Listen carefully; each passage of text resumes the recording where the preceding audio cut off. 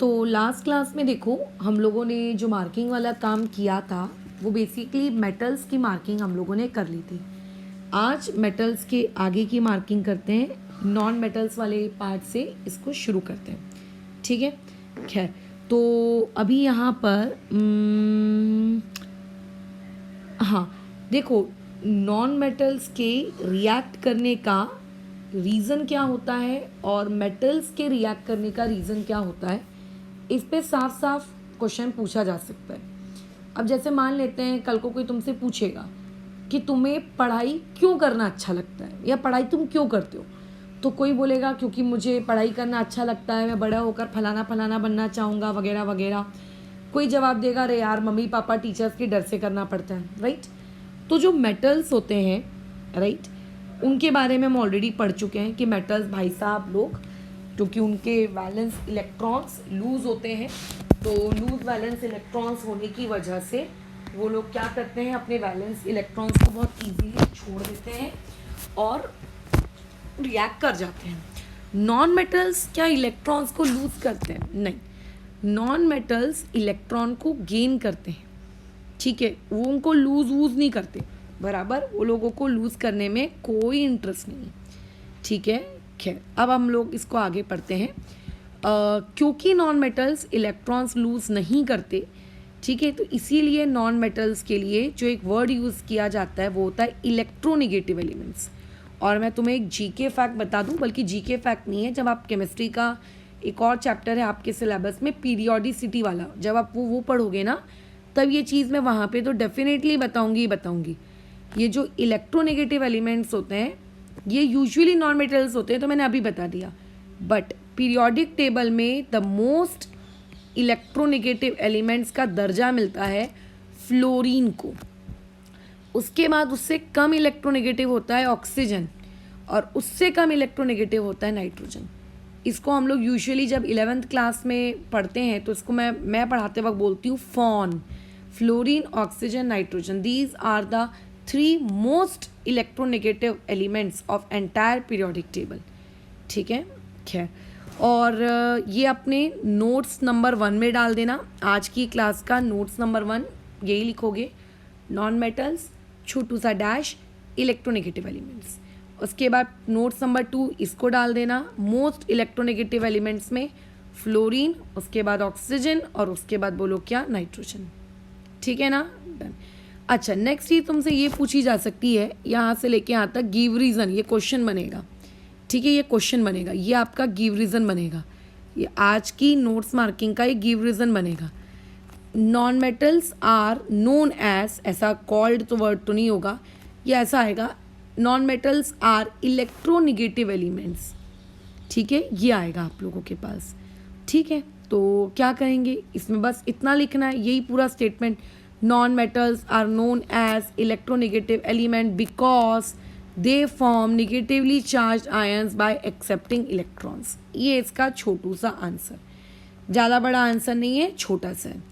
अच्छा, अब इसमें आ जाते हैं नॉन मेटल्स की ऑक्सीजन के साथ रिएक्शन। देखो, एक बात अपनी बुद्धि में डाल लो, अगर मेटल और ऑक्सीजन की रिएक्शन होती है तो भी ऑक्साइड्स ही बनते हैं।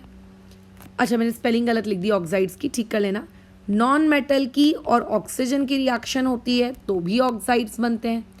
बस फ़र्क इतना है, जो कि मैंने अभी जब तुम्हें कुछ दिनों पहले क्वेश्चन सॉल्व करने के लिए दिए थे, मेटल और ऑक्सीजन से बनने वाले ऑक्साइड्स को हम लोग जनरली बेसिक ऑक्साइड्स कहते हैं, और नॉन मेटल्स और ऑक्सीजन से बनने वाले ऑक्साइड्स एसिडिक कहते हैं, और काफ़ी हद तक कई केसेस में ये न्यूट्रल भी हो सकते हैं।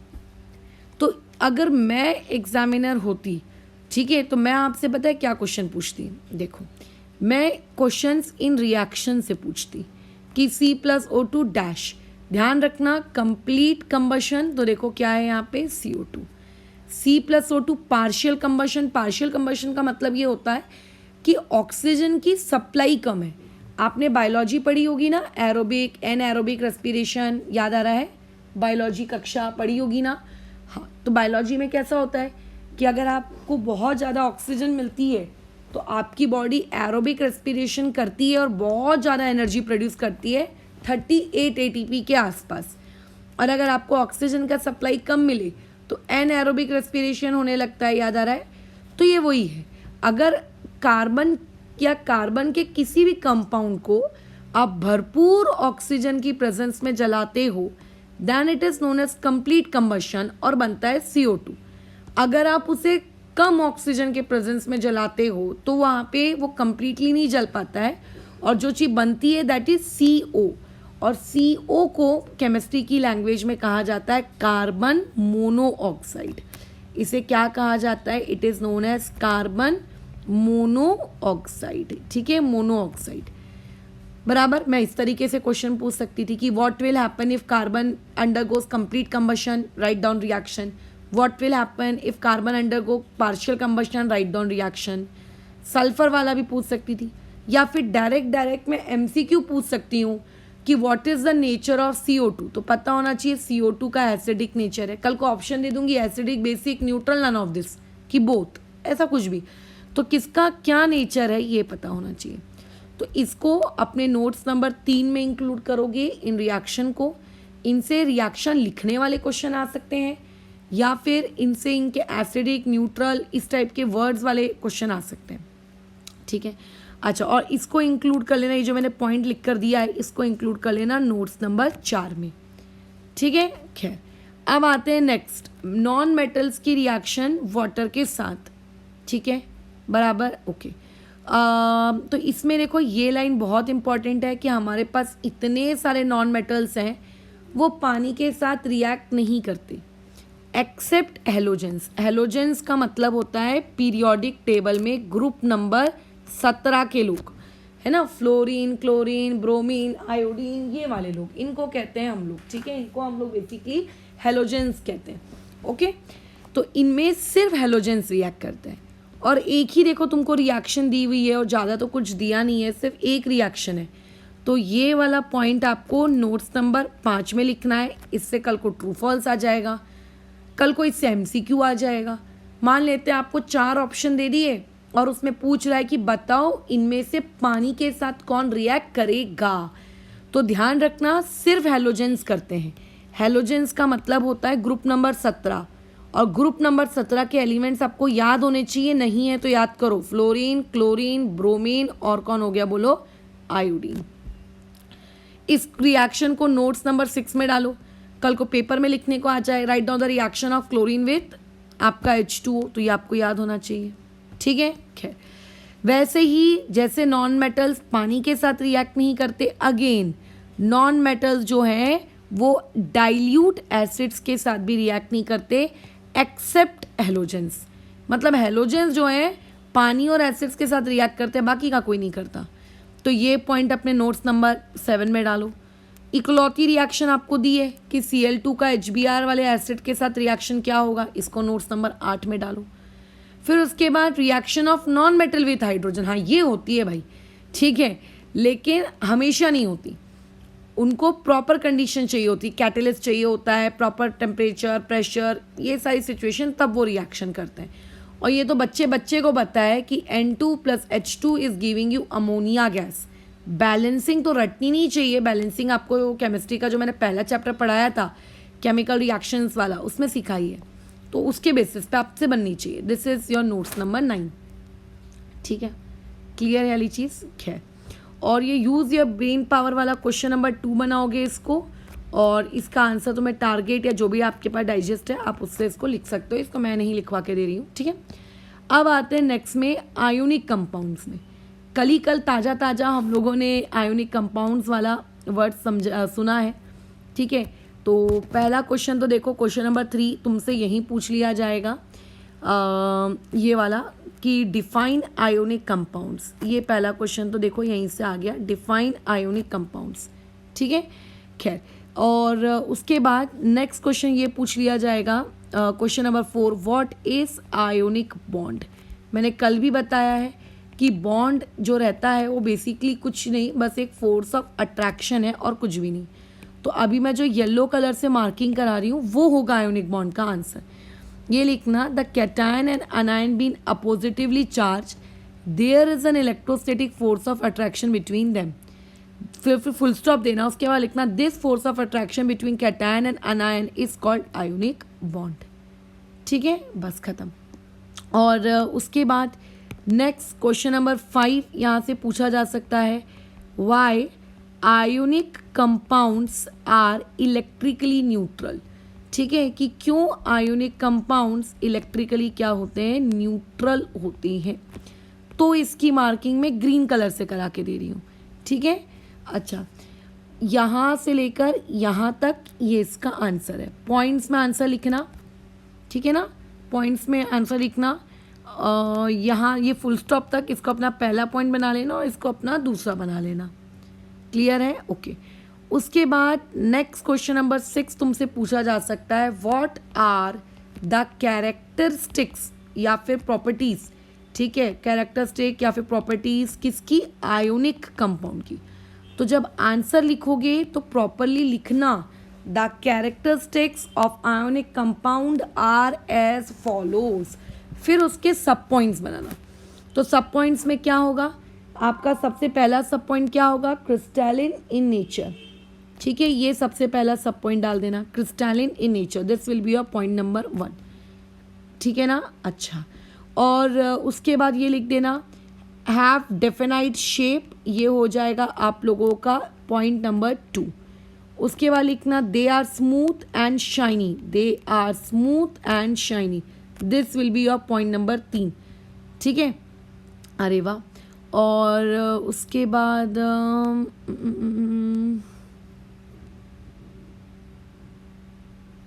बस ख़त्म। ठीक है, उसके बाद क्वेश्चन नंबर 7 में आ जाएंगे कि वाई मेल्टिंग पॉइंट एंड, अरे यार हाँ, why melting point and boiling point of ionic solids are high, कि क्यों इनके मेल्टिंग और बॉइलिंग पॉइंट हाई होते हैं। ठीक है, अच्छा, तो उसके बाद क्या लिखेंगे, ये यहाँ से लेके यहाँ तक, ये इस क्वेश्चन नंबर 7 वाले का आंसर है। अच्छा, मैंने जो ऊपर पॉइंट लिखा क्वेश्चन लिखवाया ना, what are the characteristics of ionic solid, उनमें एक पॉइंट और लिख देना, the ionic compound are hard and brittle. ये 4 पॉइंट तो 2 मार्क्स के लिए हो सकता है। आयोनिक कंपाउंड के लिए कोई क्वेश्चन आ जाए, अगर कोई क्वेश्चन आ जाता है तो जवाब दे देना। ठीक है, अच्छा, next question number 8। Question number 8 में ये बनेगा, विच फैक्टर, ठीक है, डिटरमाइंस, एक minute, the arrangement of ions in a crystal. मतलब किसी भी क्रिस्टल में, ठीक है, कोई भी आयंस किस तरीके से अरेंज होंगे, ये क्या कौन डिसाइड करेगा, कौन सा फैक्टर। ये एक पूरा का पूरा चैप्टर है, पता है, 12th क्लास में पूरा का पूरा एक चैप्टर है सॉलिड स्टेट, वहाँ पे ये चीज़ आपको डिटेल में है। खैर यहाँ पे आपको उतना नहीं है। तो फैक्टर्स क्या है, द अट्रैक्टिव फोर्स, ये जो मैं रेड कलर से मार्क कर रही हूँ सिर्फ इतना, between the positively charge ion and the repulsive force between similarly charge ions. खत्म। तो इसको प्रॉपर तरीके से स्टेटमेंट बना के लिखना, the factor which determine the arrangement of ions in a crystal is the attractive force between a positively charge ion and the repulsive force between the similarly charge ion. ठीक है, बस। और उसके बाद एक क्वेश्चन नंबर 9 यहाँ से ये पूछा जा सकता है, विच फैक्टर्स, ठीक है, are responsible, which factors are responsible, ठीक है, फॉर क्रिस्टल स्ट्रक्चर। किसी भी क्रिस्टल के स्ट्रक्चर के लिए कौन कौन से फैक्टर्स रिस्पॉन्सिबल है। तो ये पिंक कलर से मैं मार्किंग कर रही हूँ, ये इसका आंसर आएगा। कहाँ से, देखो, ये 2 ऑफ द से लेकर ये यहाँ तक, ये जो मार्किंग है ना, ये बेसिकली आंसर है क्वेश्चन नंबर 9 का। ठीक है, तो हमने कल जो आयनिक कंपाउंड्स पढ़ा, ये उसके बारे में, या इस पैराग्राफ से इतनी मार्किंग थी। उसके बाद तो ये कोई एक एक्टिविटी है। अच्छा, जनरल प्रॉपर्टीज़ के बारे में है। तो देखो, जनरल प्रॉपर्टीज़ में टोटल 5 प्रॉपर्टी का जिक्र किया गया है। ठीक है, टोटल 5 प्रॉपर्टीज़ का जिक्र किया गया है। खैर, तो ये जो क्वेश्चन नंबर 1 है, यहाँ से तो पॉइंट नंबर 1 है, यहाँ से तो क्वेश्चन बनाया जा सकता है। एक क्वेश्चन नंबर 10 यहाँ से बनाया जा सकता है ऐसा, why the ionic compounds exist in solid state and are hard. तो ये जो ऊपर से लेके यहाँ तक है ये बेसिकली उसकी आंसर आ जाएगा।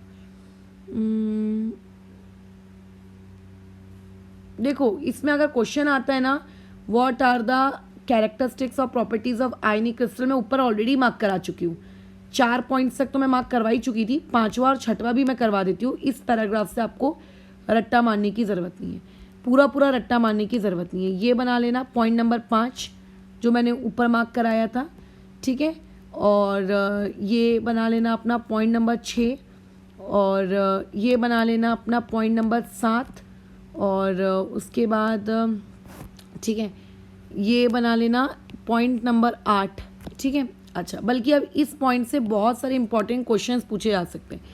यहाँ से लेकर यहाँ तक आपको एक गिव रीज़न पूछा जा सकता है पूरा का पूरा कि सॉलिड स्टेट में वो इलेक्ट्रिसिटी क्यों कंडक्ट नहीं करता, ठीक है। अच्छा, तो आपको इसमें ये लिखना है इन सॉलिड स्टेट, ऐसा लिखना इन सॉलिड स्टेट, ये आंसर लिखवा रही हूँ मैं, यहाँ से लेके यहाँ तक ये इस आंसर का पॉइंट नंबर 1। फिर उसके बाद लिखना इन फ्यूज्ड और मॉल्टन state they can conduct electricity, यहाँ से लेके यहाँ तक पॉइंट नंबर 2, और उसके बाद यहाँ से लेके यहाँ तक पॉइंट नंबर 3, और ये पॉइंट नंबर 4, ठीक है। तो इसका क्वेश्चन क्या बनेगा, ionic compound can not conduct electricity when in solid state but they conduct electricity, ठीक है, व्हेन इन मॉल्टन स्टेट या फिर फ्यूज स्टेट। जब ये मॉल्टन स्टेट में होते हैं या फिर जब ये कौन सी स्टेट में होते हैं, फ्यूज्ड स्टेट में होते हैं, तब सॉरी एक्वा स्टेट में, तब ये इलेक्ट्रिसिटी कंडक्ट कर सकते हैं, ठीक है। ओके, अच्छा, ऊपर का जो पॉइंट नंबर 4 है इससे भी क्वेश्चन क्रिएट किया जा सकता है, ionic compounds are water soluble, बताओ, ठीक है। तो इसका अगर आंसर पूछा जाए तब क्या करोगे, तो अभी मैं ग्रीन कलर की मार्किंग कर रही हूँ, वहाँ से करना है। तो इसमें लिखना है the water molecules Orient in a particular manner around the ions separated by dissociation process. इसकी डिटेल आपको 12th क्लास में 11th क्लास में मिलेगी, ये उसका पॉइंट नंबर ए उस आंसर का। इसके बाद ये एज अ रिजल्ट से, ठीक है, यहाँ तक फॉर्म्ड तक ये पॉइंट नंबर बी आपका बन जाएगा, बस ख़त्म, ठीक है। ये इतने में आंसर डन।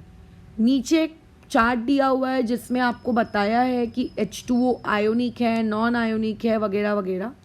तो ध्यान रखना पेपर में, देखो ये जितने भी दिए हैं ये सभी तो आयोनिक ही दिए हैं, एक ही आपको दिया है ना नॉन आयोनिक वाला। तो कल को इससे MCQ पूछा जा सकता है कि बताइए इन फलाना ऑप्शनों में से कौन नॉन आयोनिक है। तो ध्यान रखिएगा, आपकी बुक में जो चार्ट है इसके अकॉर्डिंग आपको ये याद रखना है। वैसे तो ये लॉजिकल है कि H2O एक नॉन आयोनिक है, बट कई लोगों को लगता है कि आयोनिक है, क्योंकि जब आप लोग चैप्टर 1 पढ़ते हो ना केमिस्ट्री का, वो केमिकल रिएक्शंस वाला, तो वहाँ पे आपको ये सिखाया जाता है कि H2O जहाँ भी दिखे उसको ब्रेक कर देना H+ और OH निगेटिव के फॉर्म में। तो कई बार एक स्टूडेंट को ऐसा लगता है कि अरे वाह, ये मतलब ये आयोनिक है, ये आयोनिक है, बट ऐसा नहीं है, वो आयोनिक नहीं है। इसीलिए वेरी इंपॉर्टेंट है, इसको अपने नोट्स में मार्क कर लेना। अब ये आयोनिक क्यों नहीं है, इसकी डिटेल पढ़ने के लिए आपको ध्यान रखना 12th क्लास या 11th क्लास तक आना पड़ेगा, ठीक है। अच्छा, उसके अलावा नोट्स में एक पॉइंट और इंक्लूड करना जो मैं इस चार्ट को देखकर बोल सकती हूँ। देखो, हर सॉलिड का, हर आयोनिक सॉलिड का मेल्टिंग पॉइंट कम है, उसका बॉइलिंग पॉइंट ज़्यादा है। मेल्टिंग पॉइंट कम है, ऑब्वियस है कि मेल्ट पहले होगा, बॉयल बाद में होगा। तो ध्यान रखना, कॉमन सेंस की बात है। वैसे तो ये मेल्टिंग पॉइंट कम होता है, बॉइलिंग पॉइंट ज़्यादा होता है जनरली। ऐसा तो कोई एक्सेप्शन मुझे इस चार्ट में दिख नहीं रहा है, इसीलिए मैं एक्सेप्शन के बारे में बात नहीं कर रही हूँ। तो यहाँ पे हम लोगों की मार्किंग ख़त्म होती है, और देख लेते हैं यार कोई और मार्किंग है क्या, नहीं, ठीक है। बाकी तो एक्टिविटी वाला है, तो जो मैं चैप्टर के एंड होने पर ही एक्टिविटी मार्क कराऊंगी। एक्सरसाइज में देख लेते हैं कि कुछ लिखने लायक है क्या। तो देखो, मैंने ऑलरेडी मार्क करवा दिया है कि generally the ionic compounds have high melting point, ये ऑलरेडी मार्क्ड है, अभी मैंने आज ही मार्क करवाया, तो इसको अलग से लिखने की ज़रूरत नहीं है। Sodium is always kept in kerosene, ये मैं कल पिछली मार्किंग में मार्क करवा चुकी हूँ। और उसके अलावा इधर से तो कुछ नहीं है। राइट केमिकल रिएक्शन बोल रहा है लिखने के लिए, तो ये भी नहीं है, तो आज की क्लास का तो इसमें मार्किंग का कुछ भी नहीं है। खैर, जितनी मार्किंग करनी थी आज की क्लास में हम कर चुके हैं। नॉन मेटल्स वाला पार्ट खत्म होता है। अब हम लोगों को इस चैप्टर का एक सेकेंड पार्ट स्टार्ट करना है, that will be what, metallurgy, कि आखिर ये मेटलर्जी नामक वाला क्या है। ठीक है, चलो फिलहाल इस क्लास को अभी यहाँ पे रोकते हैं। कल की क्लास से हम ये नया टॉपिक पढ़ना स्टार्ट करेंगे, दैट विल बी